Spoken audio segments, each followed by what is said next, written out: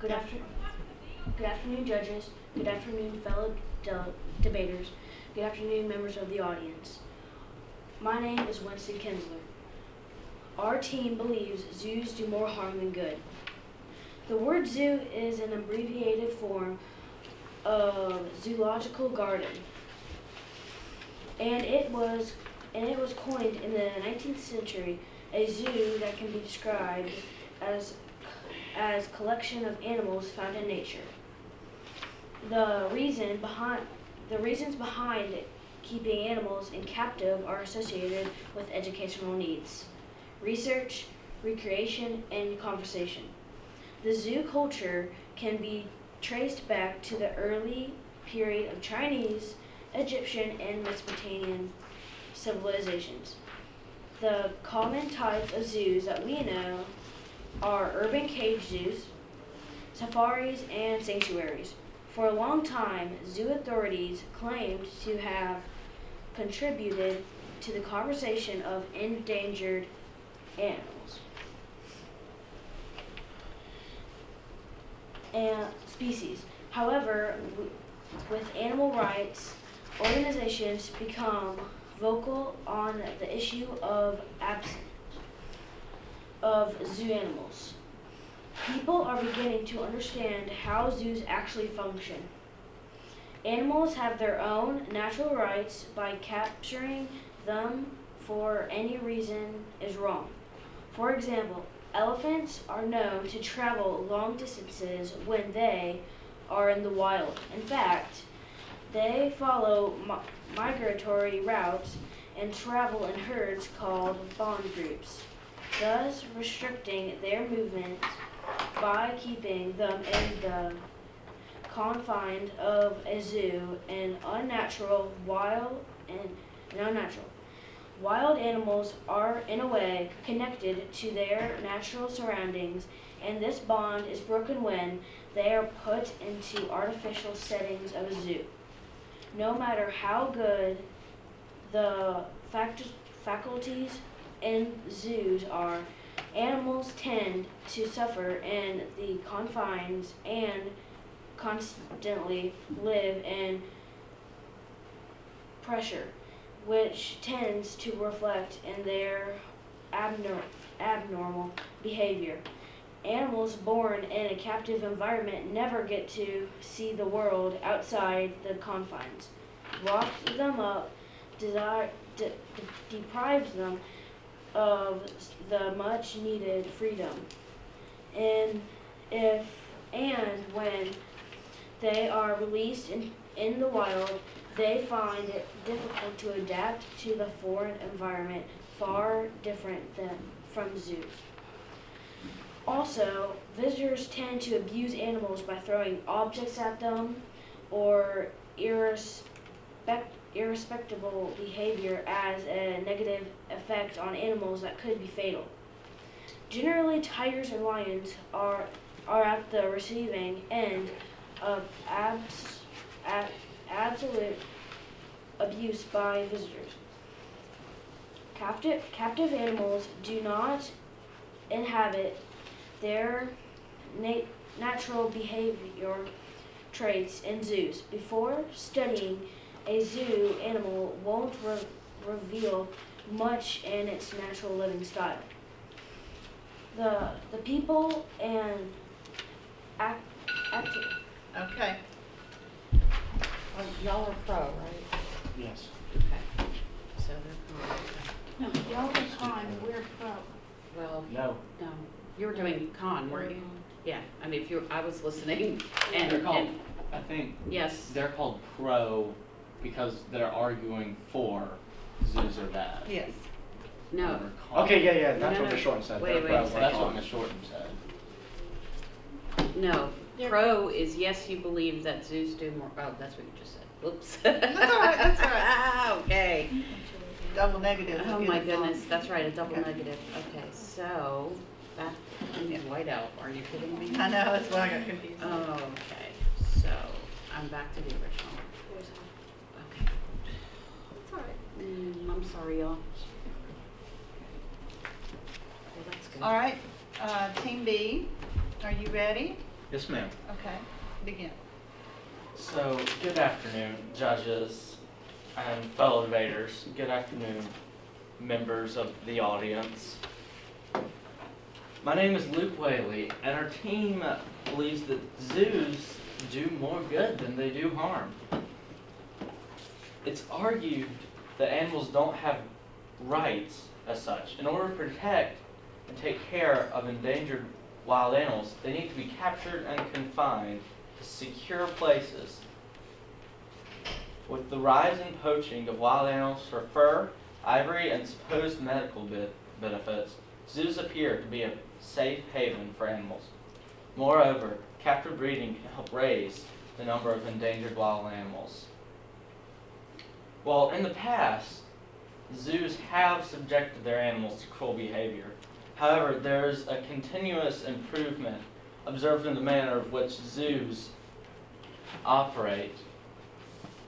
And most of those animals that suffered, it was because the zoos were unregistered and did not meet the standards that were set. With reforms brought about in the sector, animals are given much better treatment today. These days, zoo authorities place a great emphasis on education, environmental problems, and conservation. And all of these are more than merely recreational.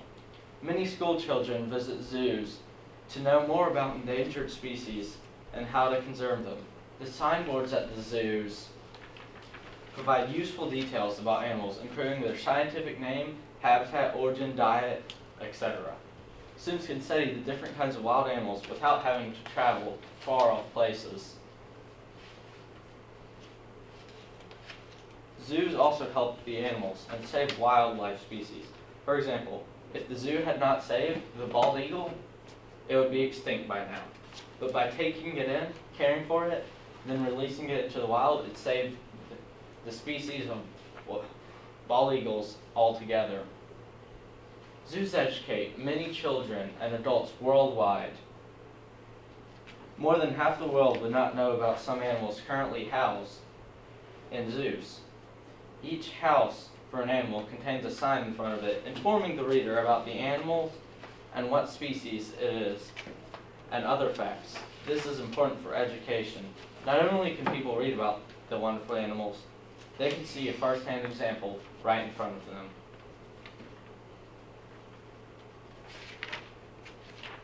We're done.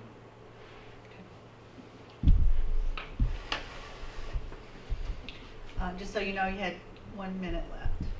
Okay. Now, we will begin the next section of the rubric, and that would be crossfire. This means that either team, speaker 1 from team A and speaker 1 from team B, will alternate asking and answering questions.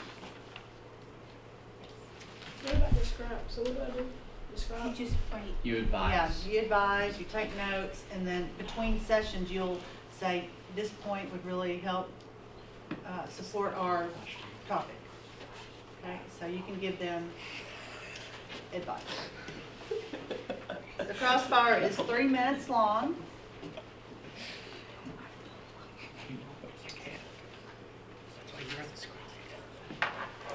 Okay, do we have any questions or any No, ma'am. comments? No, we can't.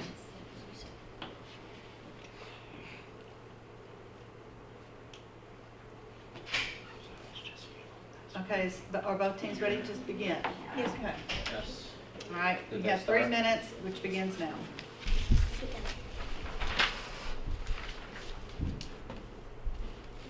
How can you prevent the animals from becoming stressed? Well, that's easily preventable by simple drugs and mimicking their natural habitats.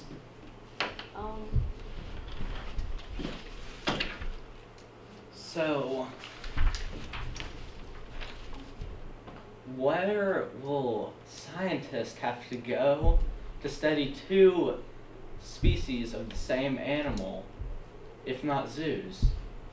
Well, they could just go to the places where they live, and they could just go find some species. But what if they're studying the species of tigers? there are many different species of tigers. Will they have to travel to Asia, then go to Africa, then go somewhere else, and have to go to each individual place? Yes, they do.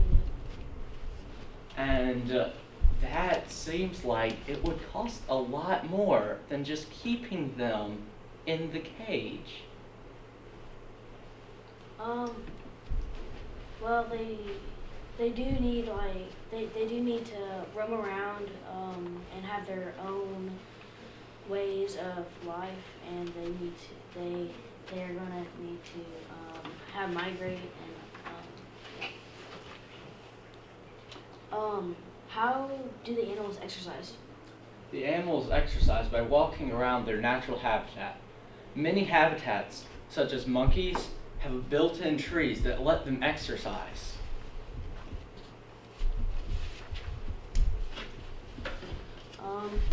What happens when cages are too small? Well, they're not. Zoos, all certified zoos, have studies, and they see how much space the animal needs. They wouldn't put an elephant in a tiny habitat unless it was, and if they only did have a tiny habitat to put an animal in, to put an elephant in, they would take the elephant and give it to another zoo, which could actually support it.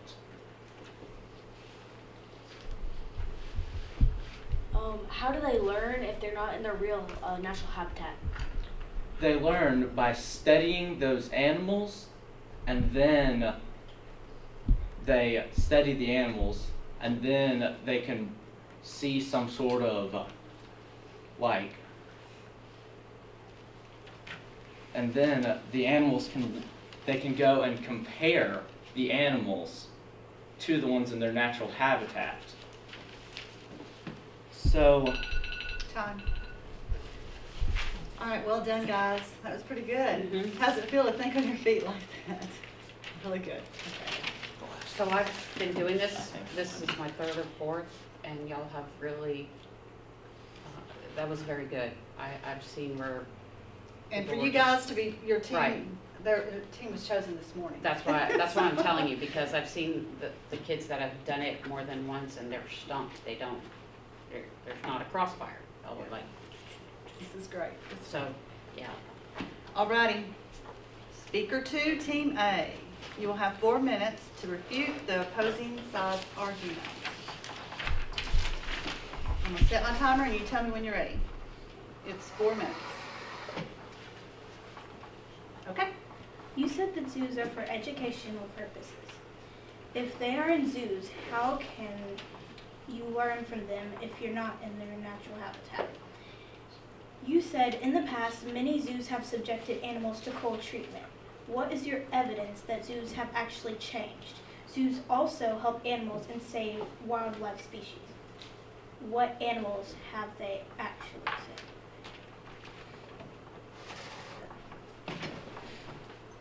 Are you finished? can I just tell them something? You can talk with each other for a few minutes. Just let me know when you're ready.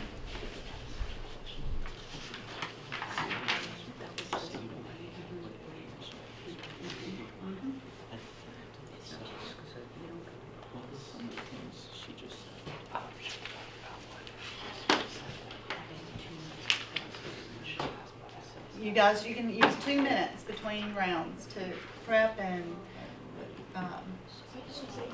the scribe can give you information about what elements are missing, what points you should stress, where the holes in the speech are.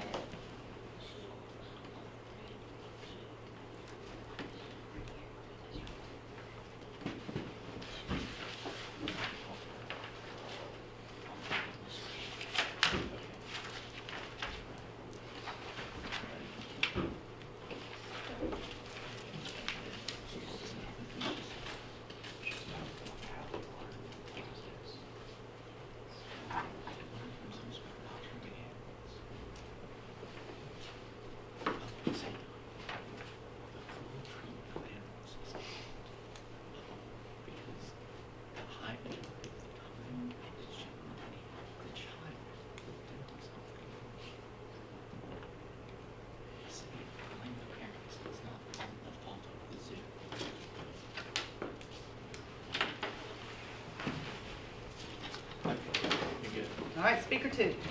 Let me get my clock ready. You have 4 minutes. Nod when you're ready. Okay. Okay, so you said that how do we learn from zoos? We have been, like many times at an enclosure there will be someone there who like tells you information about the enclosure that like say list like the animals' feeding habits, how they hunt, how they adapt to their like conditions like weather and stuff like that. And you also said how many species have been saved from zoos. Well, I have some. If you want me to list them, I can list them. The California condo, the Preswaki's horse, type of horse. The Carabari tree frog is another one. The bongo, a type of deer in Africa. Regate honey eater is a type of songbird that has been brought back from near extinction. Another one is the Panamanian golden frog, South American frog species. The Beluga river turtle is also another one that has been brought back from near extinction. So as you can see, there are plenty of animals, examples that have been saved by zoos. And also, the Memphis Zoo has raised $90 million for the city, and if that wasn't there, then I mean, there'd be no benefit. So it's very beneficial to the city as well.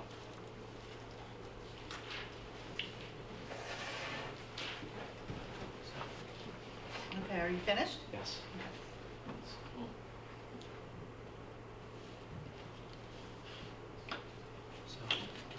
You had 2 minutes extra time.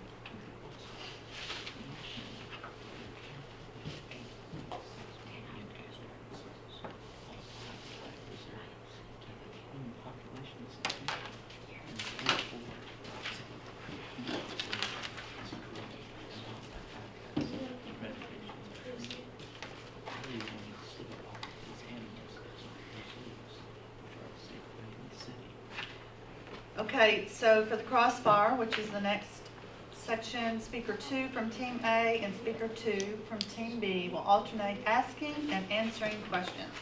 You have 3 minutes. Are both teams ready? Yes.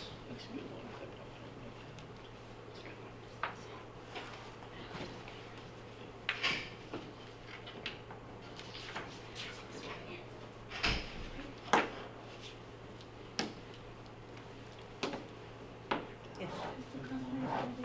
I'm sorry? No. Tell me when you're ready. You guys ready? Okay. We will begin. Team B, ready? And you have 3 minutes. Go. What do zoos cost to run? About 310 million, 25,000 euros approximately. Well, surely this money would be better spent in a wildlife conversation. Oh, I think you're forgetting that the human population is expanding, and I feel like there'd be overpopulation of animal species that they would in fact run out of space and like compete with each other, to where there wouldn't be any food for the animal, and then cancel each other out, run out of land. So you say they don't have sufficient space for animals, but have you actually visited more than 3 modern zoos? How do you know that they have sufficient space?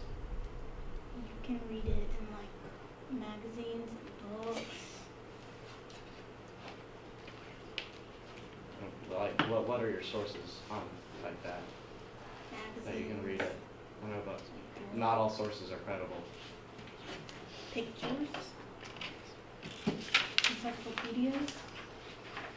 Well, some of those pictures that you're seeing of zoos with insufficient space probably aren't certified zoos, so they don't fall under the category of actual zoos.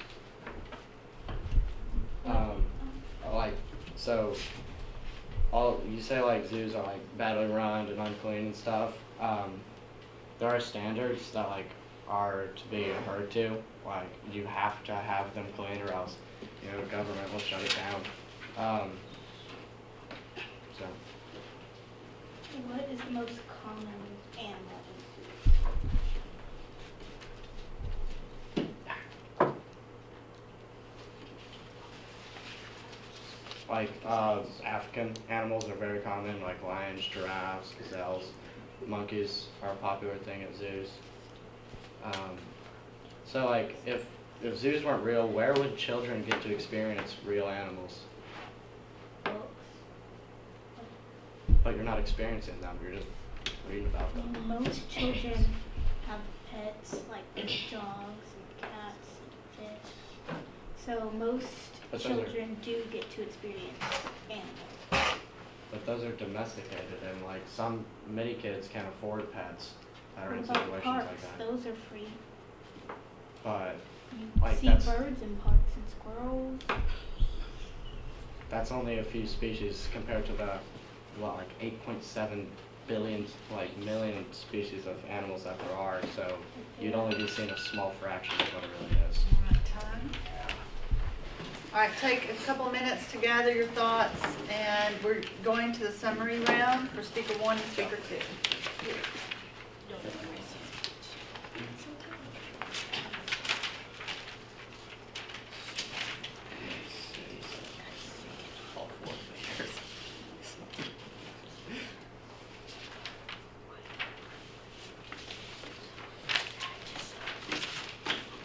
It's too late.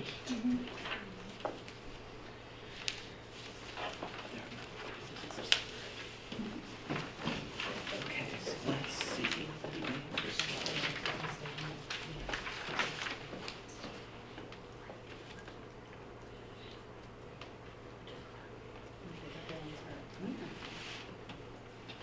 All right, guys, y'all doing great. Yeah, you are. Anybody want to stretch and move around, or are you guys ready to jump into the summary? Stretch. Okay, stand up, stretch. Crack your neck. No, not your buddy's neck. Oh, his head. And here, Okay, so I have the summary. I'm doing very well. I'll The grant. all right, 2 minutes for each of the summary rounds. Team A, speaker 1, are you ready? Okay, I will begin now. In conclusion, many people think that zoos help endangered animals and returned them to the wild.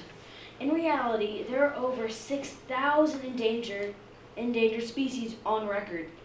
Only 162 animal species are housed in zoos worldwide, and of those few, only 16 have ever been returned to the wild. These species might not have been domesticated to survive for more than a day, though. For example, a species of baboon, 130 in total, were dropped off in the jungle, where they came from more than 18 years before, and only 30 survived and were captured for further breeding. All the others were eaten.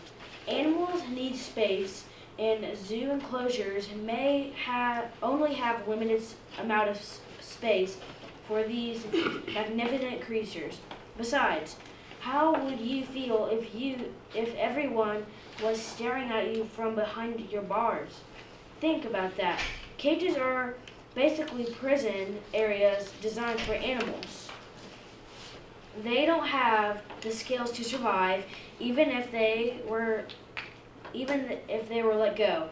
Animals are easily stressed, and what could be more stressful than hundreds of humans staring at you and criticizing you? Surplus animals is a term used to refer to the excuse animals. Okay. Great job.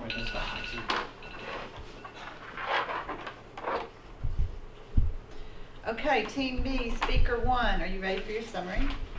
Absolutely. 2 minutes, and you may begin. Zoos care for animals that are on the brink of extinction. They fight good zoos, educate visitors, attract people, and pay for the high majority of their own expenses. They rescue animals that are hurt or endangered and are all over the world, so you don't have to ship one animal halfway around the world to get there. Most zoos, the majority of zoos, do not have animals in cells like they did many years ago. The majority of zoos now, like the Memphis Zoo, have animals that are within grassy areas or water or whatever their natural habitat is. And it only takes 21 days to make a habit. A habit is something that you get used to or repeat over and over again. So y'all are saying animals have natural rights. That must mean they're like humans, which means that they form habits like humans, which means that they have a habit of getting used to people staring at them. Okay, great job, Lee. Okay. You had 22 seconds left.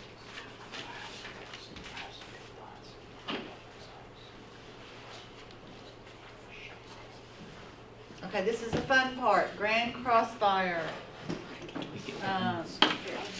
Means speaker one, speaker two, both teams can crossfire all at one time, and we have a total of 3 minutes. I'll set my timer.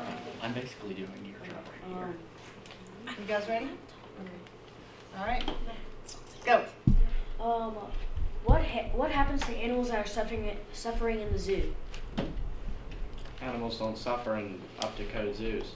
Any animal that suffers, that zoo is probably not up to code, so it's technically not classified as a zoo. So we go to a Christian school, and you can agree that God told Adam to have dominion over animals, correct? Yeah. A zoo is one way we're exercising us ruling over the animals, is taking them in for our like educational purposes, entertainment, funding for our cities, Rehabilitating. Rehabilitation. It's a great source of conservation too when you get to reintroduce animals to the wild that were going extinct. Well, how can it help educate you? How can zoos help educate you with animals? Zoos have signs in front of the animals. Shows a picture of the animal, then lists the scientific name, their natural habitat, what they like to eat, and they're low so even short people can read them. You said that it takes 21 days for a human to make a habit. So would you say that you would enjoy people staring at you all day? Just like looking at you. We're not saying you would enjoy it, but you would get used to it to where it wouldn't be bad. Like, if one thing, like you do it every morning, like say you wake up for school every morning, like it's not fun, but I mean it's not the worst thing in the world. It's not like a grueling thing to do. And we do put humans behind bars and have them watched all day. It's called prison. So you So- said that zoos are prison. No. People are not built to be behind bars. That's not who it was like designed for. So that's why it would affect animals too. We were designed to worship God. Animals are not behind bars. Yes. You've been to the Memphis Zoo. You've seen what they're in. It's probably most of the large mammals are on about an acre of land. The grizzly bears in Teton Park in the Memphis Zoo I'd say are probably on about a 3-acre space of land with a waterfall, a stream, a pool that has fish stocked in it. There are caves underneath that I've seen the bears go into. So if you're saying that's behind bars, then that's just crazy. Can you name an endangered species that's not in the zoo?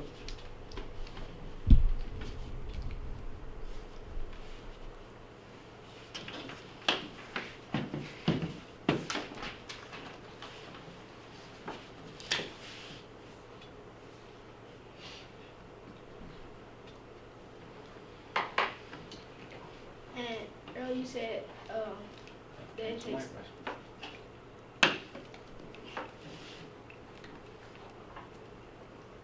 I've never seen an Asian elephant in the zoo. Well, you said before that you hadn't been to more than three different zoos, so that's probably why you haven't. So, Yeah, name another species like what happened to the baboons that you mentioned. The golden lion tamarin.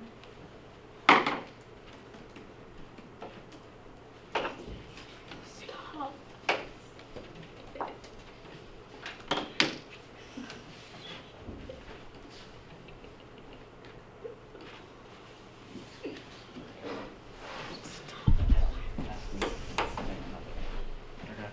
You ever seen the Corby frog or the California condor?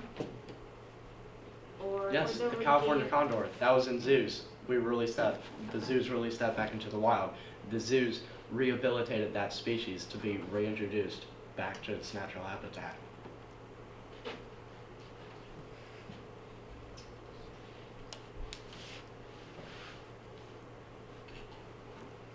Okay, we need to get back on schedule to the agenda, so I'm gonna stop this grand crossfire, and we're gonna ask Team A to give the final focus speech. You may begin when ready. Fellow debaters, judges, we thank you for this opportunity, and we really enjoyed our debate today. Zoos do more harm than good. We believe we won because we used realistic examples, statistics, and our data to prove our point. We were able to come to this conclusion, that zoos do more harm than good because animals are not being in their real habitat. Fellow judges and debaters, we thank you for this opportunity. We really enjoyed our debate today.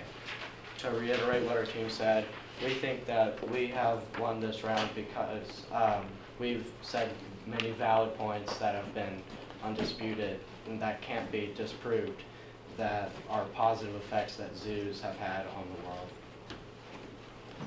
All right, thank you.